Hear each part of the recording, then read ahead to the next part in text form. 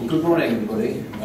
Thanks, Miles. So, lots of conjecture, lots of debate, lots of angry headlines in the Daily Mail, no surprise. Few facts and figures. So, I'm actually going to present some facts and figures this morning about the state of the commercial real estate market in the aftermath of Brexit, particularly the data, what the data shows happened in the market in Q3. July, August, September, so those critical months after the referendum. And I think some of the numbers we'll see won't surprise you. They're pretty intuitive, but I think some of the data is actually quite surprising. And I'm going to spend, say, 10 minutes or so just sharing some of the kind of key stats that we're seeing in CoStar. I hope everyone can see the screens. Can you see the screens above these guys' heads? There's also one down the side. There's one down the side, but I think we're going to make these slides available after the event because guess what? There's lots of charts and numbers, and we can always see everything that's going on.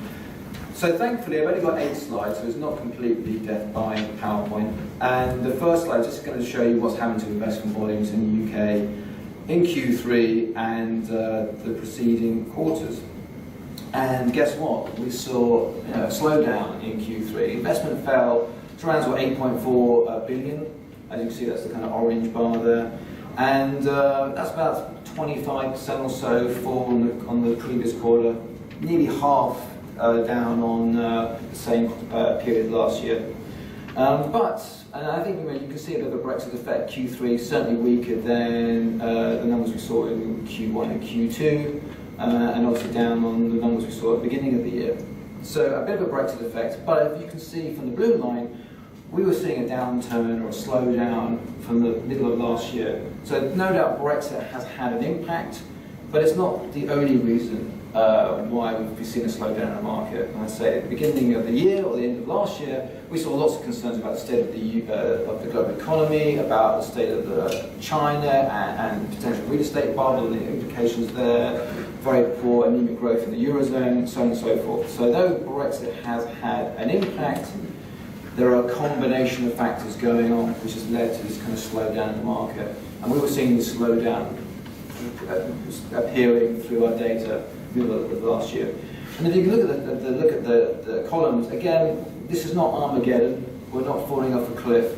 Those numbers actually still look pretty respectable. They're a bit higher than what we saw in 11, 12 in the Eurozone crisis, and if you took this chart back to 08, 09, it's a lot more robust than that.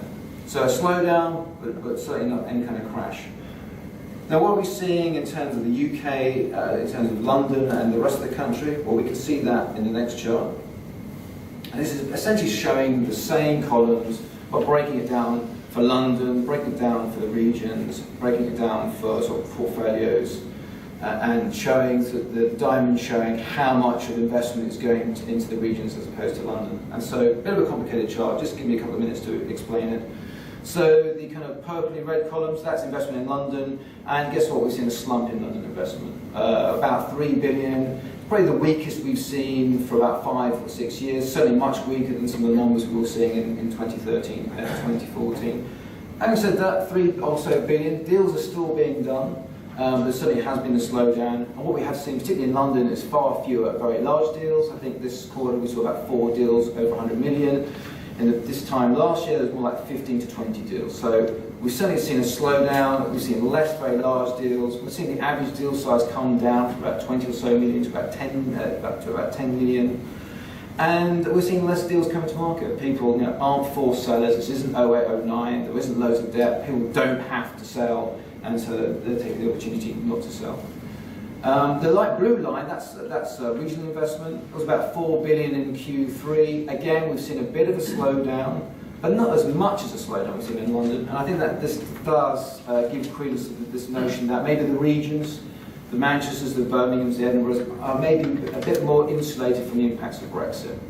And if you look at the diamonds, this is the region's share of UK investment. It's around 60%. That hasn't changed. In fact, that's a kind of a high. So, though we've seen a slowdown, the regions do seem to be quite relatively popular. And back in the summer, CoStar News surveyed about 30,000, it has about 30,000 readers, it surveyed them. And basically, the upshot of the survey was that London offices would be very, very affected by Brexit, regional offices far less so. and beginning to see that in our data. In fact, we can look at what's happening to office investment versus the other property types in the next slide. The light blue line, that's the volume of investment in offices, and as you can see, from about 11 right up to 10, 2014 into 2015, really has been the investment of choice. Has massively eclipsed retail, which is the red line.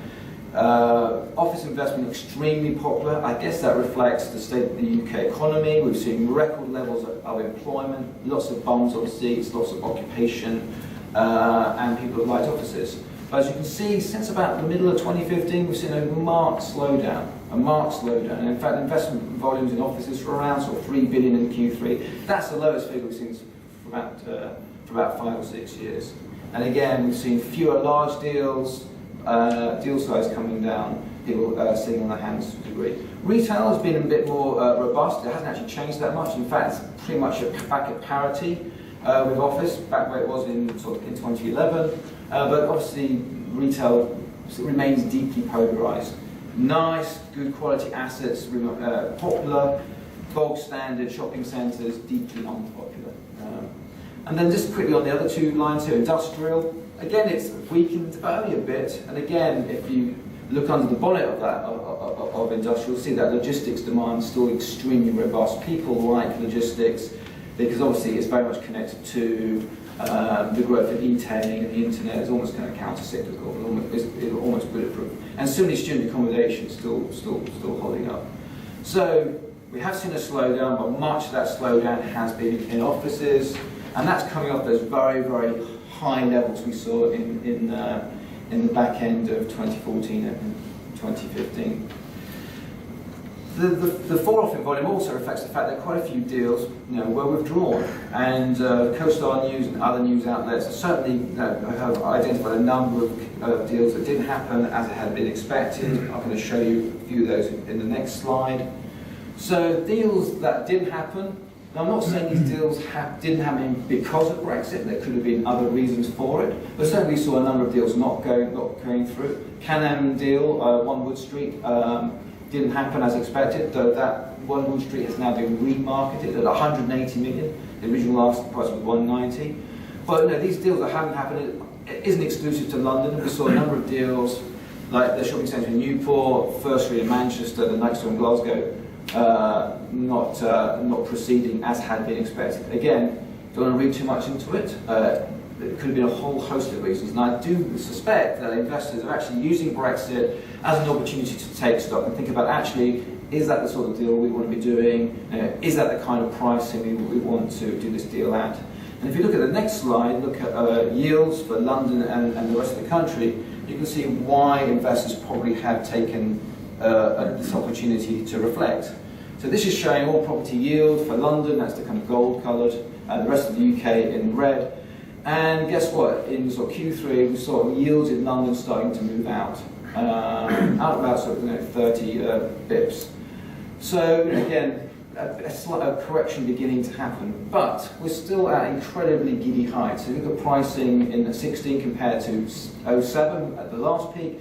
Pricing in London particularly had reached record highs. So almost inevitably, with hindsight, some sort of correction was going to happen at some point. And Brexit may well have just brought that correction to happen sooner rather than later. So we're certainly seeing a bit of repricing going on in London, and a bit of that also in the rest of the UK, but nothing like the degree. Clearly, pricing in the rest of the country hasn't been at record highs. We haven't clawed back all the losses that we saw in 09, 10, 11, etc. And so they may be a bit more insulated from the kind of price correction. But certainly we're seeing a lot of a sharp correction in London. And again, if we look at the next slide, which shows deal closing prices against asking prices, we also can see this kind of repricing that's going on. So in 2013, 14, 15, generally prices being achieved exceeded the original asking price by about 10, 12, 15%. There were at that period, many buyers chasing properties, and you saw prices getting pushed up and up. The last few quarters, however, we've seen a correction, and actually closing prices are actually coming in below the original asking price by about 6% as Q3. So clearly we're seeing this cooling off, and I would suggest that this cooling off probably would have happened anyway at some point. Brexit helps sort of participate that. And again, we can see some examples of where prices have been chipped. The Decker deal still went ahead in Manchester, but it was 164 million as opposed to 175 million that had been originally asked for. Likewise, the Glasgow deal, the West End deal, the Oxford Street deal, again came in prices below the original asking price. The last deal there, the Aberdeen, is quite an interesting deal. Clearly, the likes of Aberdeen, M&G, LNG saw a rush of redemptions in the immediate aftermath of Brexit, and 335 Oxford Street was one of those properties that came to market. But we haven't seen a glut of those properties coming to market. In fact, we've seen relatively few, and the redemptions have slowed down. In fact, have gone into reverse. So no fire sales whatsoever. With uncertainty comes opportunity, and the next slide shows where some of the investment's coming from, and specifically the amount of investments coming from foreign investors as opposed to domestic investors. And this chart actually shows it for London. So domestic investment are the orange bars, foreign investment the blue bars, and the percentage of investment that's coming from foreigners are the red triangles. So if you look at the orange bars, so domestic investment going to central London weakened quite significantly in the third quarter of 16. As you can see, it's been weakening for a number of quarters. In fact, those domestic investors have actually been net sellers over the last year or so. They've been selling more than they've been buying. Foreign investment has also slowed, but again, not slowed quite as much. And if you look at the triangle, the little diamonds, about 85% of central London investment in Q3 was from foreign buyers. That is a record. So that's the highest we've ever recorded. So, and I dare say part of that is because of the currency playing. The pound has probably slipped about 15% against a basket of currencies, and we've seen foreign investors taking an opportunity to come into the market. In fact, in Q3 we saw a number of debutants come to the market. We can see some examples of that. So Debenhams was bought by a private Swedish buyer. China Minsheng bought the SG building in Tower Hill. That's their first deal in the UK. Interesting, I think SG are about to move out of that building in about 18 months' time, so that's quite a bit of a gutsy move there. And the King Street Wheelock, I think that's an investor out of Hong Kong, again, that was their debuting deal. So, it's not all doom and gloom. Foreign investors are seeing opportunities, and also others are also seeing opportunities. Two final slides, which I think are in some respects the most surprising slides. This slide shows the amount of investment being made by local authorities. About 440 local authorities and local government bodies. They invested £700 million in Q3. They've so far invested over £1 billion. This is a record. This is a record. Why is this? The local authorities are getting incredibly cheap loans from central government. They're borrowing at 2% and they're buying assets yielding at 5, 8, 10%. And they're using that income to offset some of the cuts they're getting from central government. But also buying buildings in order to help development, help regeneration. And if traditional buyers kind of pull back, it looks like these local authorities may actually fill some of that gap. And we can show you some specific examples. So Spelthorne Council, I'd never heard of them, but they're out there. They just spent 360 million quid on the BP campus. They got a 50-year loan from central government, about 2.5%. So it makes Canterbury, Stockport, those are shopping centres. There, the local councils are doing a bit of a regeneration play. 3 Sovereign Square, that's development. The city council's taken on the development list there. And I suspect we'll probably see more of those kind of deals going forward. And then one last slide just shows what's happening to fundamentals outside of London, because this does again give some credence.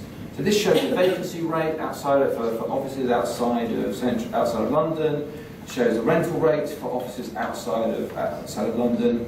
And you can see that the fundamentals are incredibly strong. We've seen rising rents. We've seen vacancy rates continue to fall. This was generated as of the 17th of October, this data, so well after the Brexit referendum. So the fundamentals look pretty strong. And going back to a point I made earlier, the UK economy, you look at the latest economic forecast, still seems to be in a pretty good place. So that's in my slide deck. Things have slowed down. It's not Armageddon. Things are certainly slowing down more rapidly in the UK, but the regions still look pretty strong. Thanks very much.